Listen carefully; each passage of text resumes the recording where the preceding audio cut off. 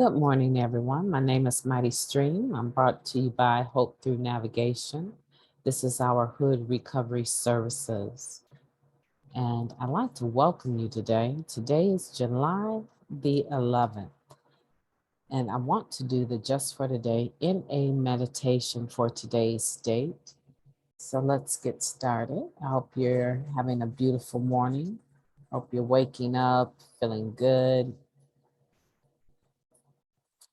I am. So I'm struggling to get to my screen. So let's get there.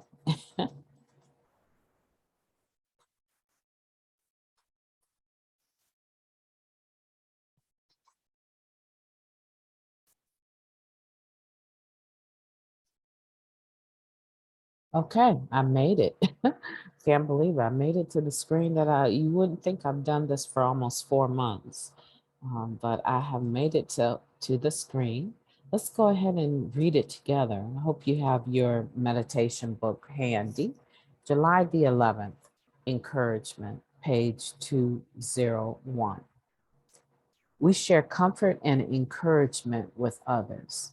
Basic text, page 99. Many of us have watched as babies take their first steps. The mother holds the child on its feet. The father kneels nearby with outstretched arms, encouraging the little one, his face flooded with devotion. The baby takes a few small steps toward its father. An older brother and sister cheer the tyke on. Baby falls down.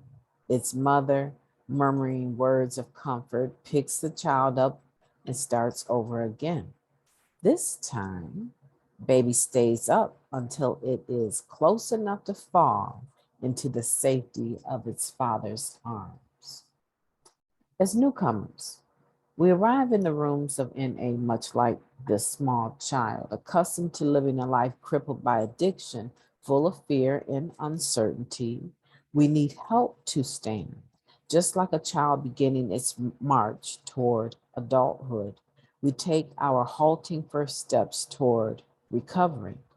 We learn to live this way of life because others who have gone before us encourage and comfort us by telling us what worked and what didn't work for them. Our sponsor is there for us when we need a push in the right direction. Many times we feel like we can't take another step in recovery, just like a child learning to walk. We sometimes stumble or fall, but our higher power always awaits us with outstretched arms. And like the child's brothers and sisters shouting their encouragement, we too are supported by other NA members as we walk toward a full life in recovery. Just for today, I will seek encouragement from others. I will encourage others who may need my strength. Beautiful. I like that. This Just for Today in a meditation is talking about encouragement, and it makes the analogy of two parents trying to help the baby learn their baby take its first steps, and how they're so devoted and they know just how to encourage this little one, even when it falls. And I do really believe that when a baby falls down and is learning how to walk, it doesn't register as a mistake. It doesn't register as a problem with their identity. It doesn't register as a negative experience. And I think it's because it is looking towards the adults to indicate to it whether or not the failure, right, the fall is a big deal or not. A lot of times the difference between people who make it to the top and the people who quit just before they get there is the individuals that that person surrounds themselves with. You have to find, we have to find an encourager We have to find an encourager, an individual who is in our corner no matter what.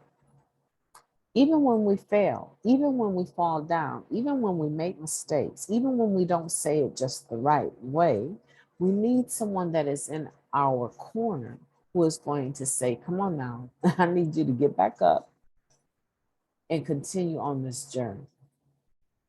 You have to learn from your mistakes. You have to learn from those failed attempts. And when you learn that it's not the end of the world and not to take that too seriously, you have the momentum, you have the hope within you, the faith within you, the aspiration within you, um, and you're surrounded with inspiration to go ahead and move on to that goal or that dream that you were seeking to have. And so that's what we have to do.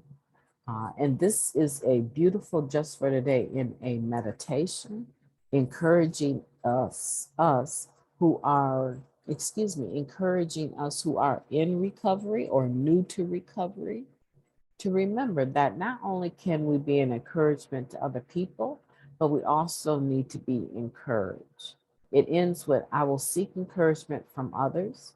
I will encourage others who may need my strength. Everyone brings something to the table.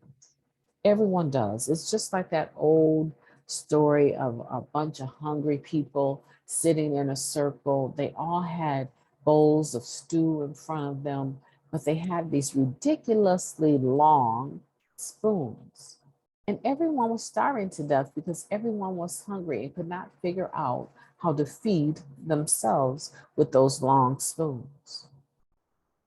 But one of them had a bright idea, and they took the spoon, dipped it in the bowl across from them in front of the other starving person, and lifted that spoon up to their mouth.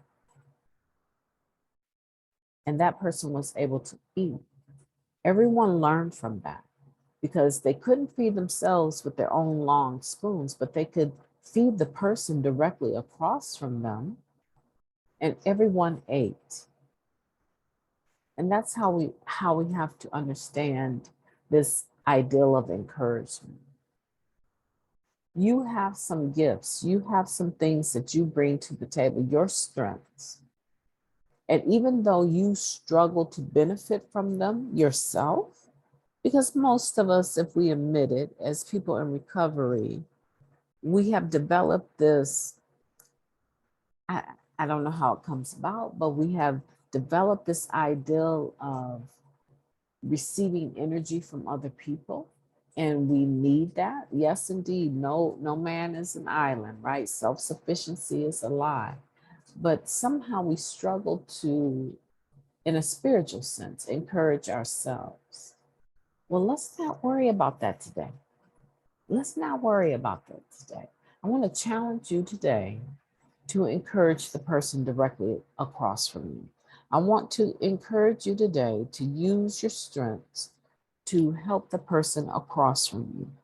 And I truly believe, because I've witnessed this myself, I have seen that when I am less focused on myself, my needs, and I am encouraging to other people, I am caring to other people, I am using my strengths to benefit other people, even if they're not able to give it back, I don't go without.